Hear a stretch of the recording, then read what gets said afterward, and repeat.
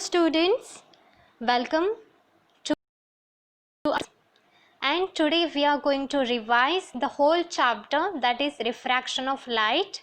Yes, so be ready with your notebook and pen and write down some important notes, important terms from our today's video. Okay, so let's start review of chapter. So here in the very first topic in beginning, what we have learned about the term that is refraction of light. Okay, so what is that? Here we have seen this activity which is very interesting. Okay, so here what we have learned, that is when a light travel from a rarer medium, here the rarer medium, that is air, to a denser medium, which means a glass medium, what happens? Yes, it bends towards the normal. Okay, here also you can see it bends towards the normal. Normal is what? A perpendicular which is drawn between the two mediums. So, and this bending is due to the what? Due to the refraction of light. So here refraction of light takes place. So what is refraction of light? When the light changes its direction when going from one transparent medium to the another transparent medium, and this is called as what? Refraction of light. One transparent medium, which means what? Air medium to the glass medium. So that is called as what? Refraction of light. Okay, so then we have learned refraction of light passing through a glass slab.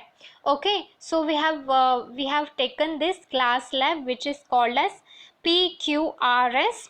Okay, and here you can see AN is an incident ray and M is a refracted ray. Okay, and MD is which ray? It is called as an emergent ray. So here what happens? The first refraction occurs when a light ray enters a glass from air at N on the two sides of PQ. So as I have told you that the first refraction takes place over here at this point N. Then the second refraction takes place where? Yes, where there is point M on the sides of S and R, there is the second refraction takes place. Okay, for the first refraction, angle of incidence is what? I. Okay, here you can see, here the angle of incidence is I, while for the second refraction, angle of incidence is what? I1. Okay, here the second refraction takes place, so angle of incidence is I1. Okay, then angle of refraction at N is what? Of course, at N is angle of refraction is R. Okay, and the light ray which is MD, this is an emergent ray. Okay, emerging from a glass slab is parallel to the incident ray AN. So AN and MD, these are the two rays which are parallel to each other. Okay, so this experiment we have seen.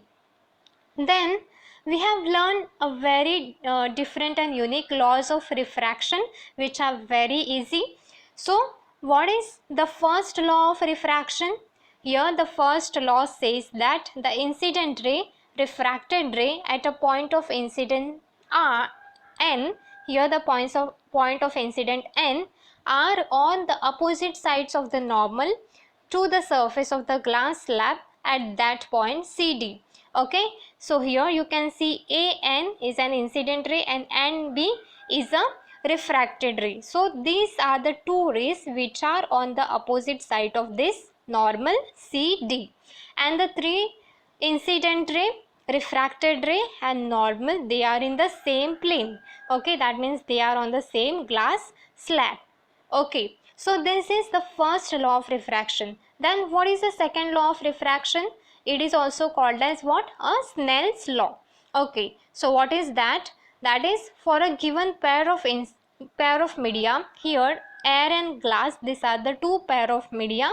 Okay, the ratio of sin I to the sin R is a constant. Okay, here I is what? Angle of incidence, and R is what? Angle of refraction. So according to Snell's law, sin R upon sin R is equal to what? Constant.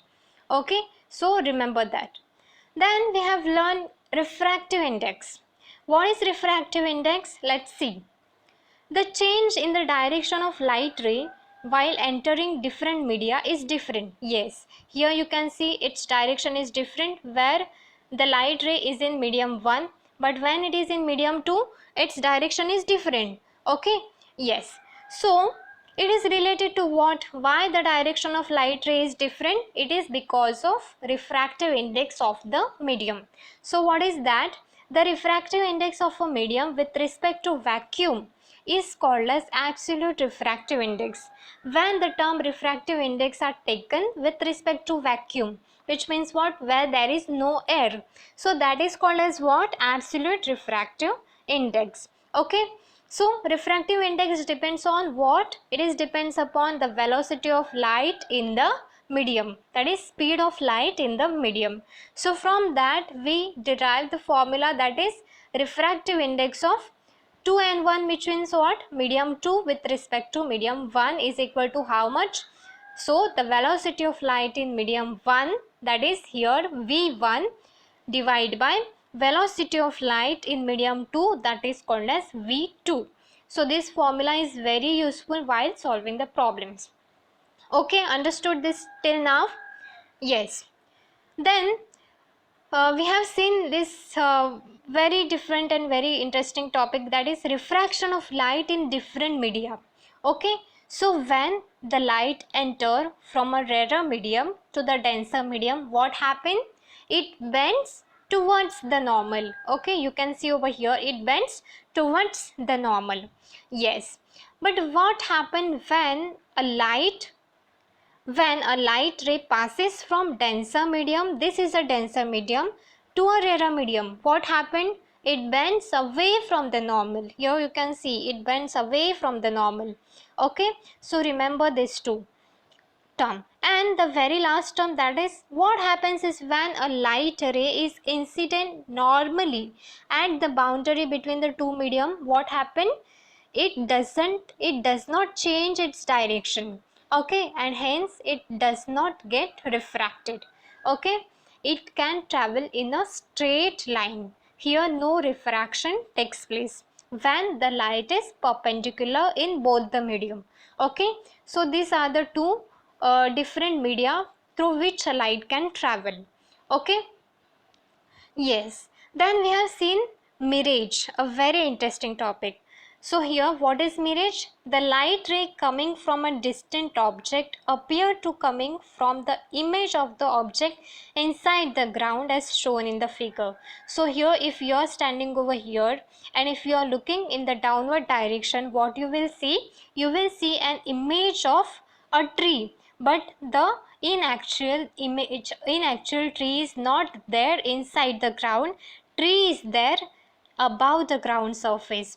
So that imagination, this is called as what? Mirage. Okay, so it can be seen where? It can be seen in hot places like desert, like Rajasthan, where there is very hot temperature. You can see in during the summer season also we can see like this imagination on the surface of the hot road.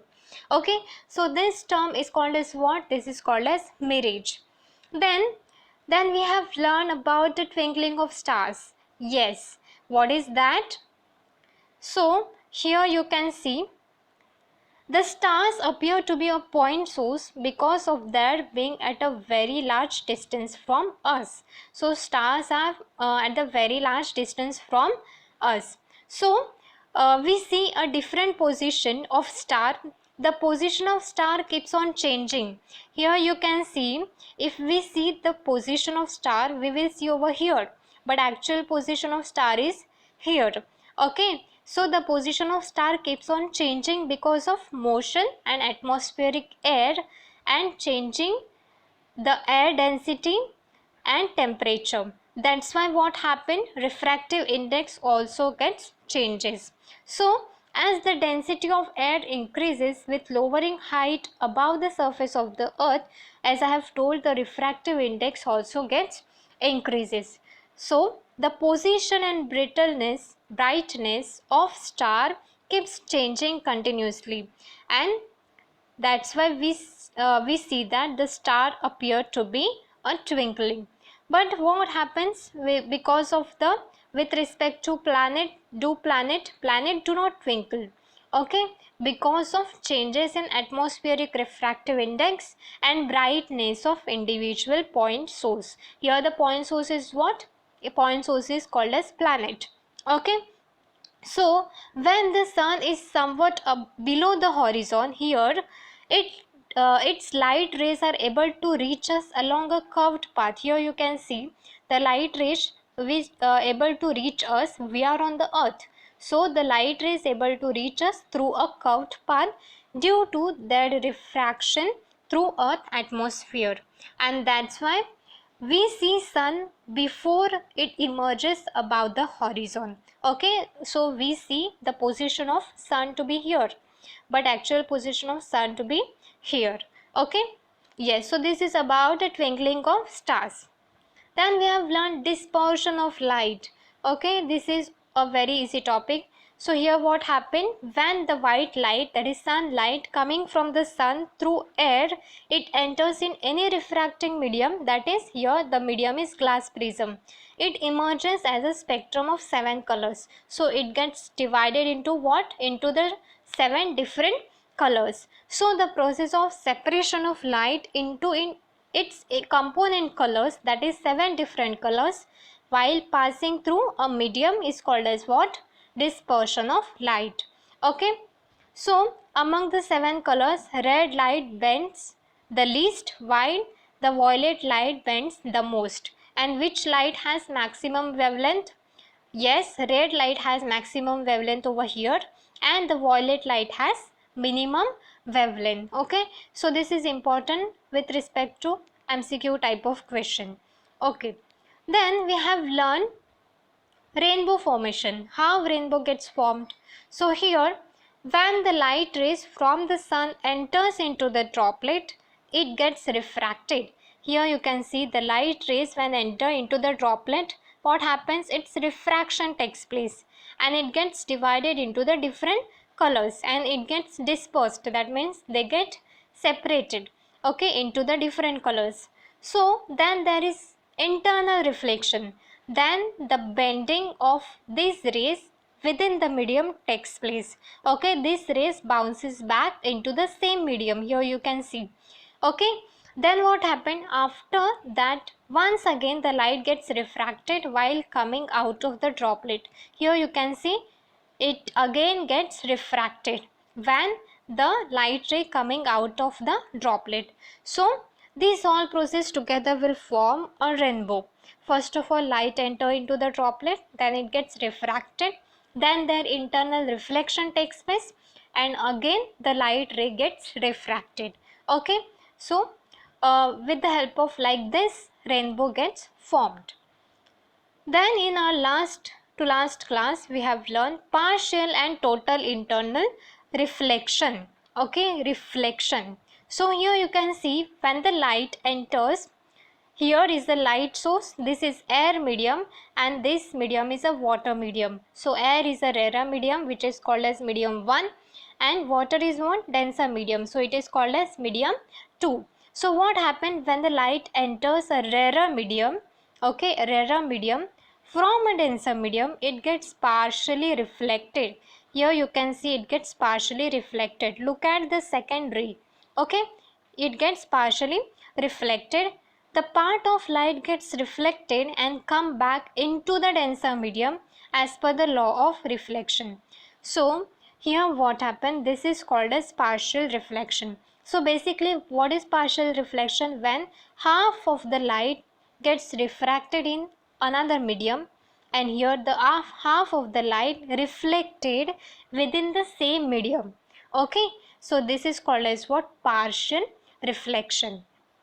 Okay, then here you can see if we increase I, R will also increase. I is what? Angle of incidence and R is what? Angle of reflection. Here we are going to take angle of reflection.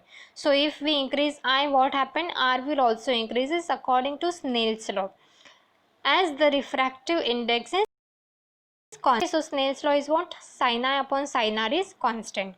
So Here in this what happens, for a particular value of I, the value of R becomes equal to, when it becomes equal to 90 degree, here you can see in the fourth ray, when it becomes equal to 90 degree, this value of I is called as what? It is called as critical angle. Okay, when the value of R becomes equal to 90 degree, this value of I is called as what? Critical angle. And what is total internal reflection? Such ray return to the denser medium.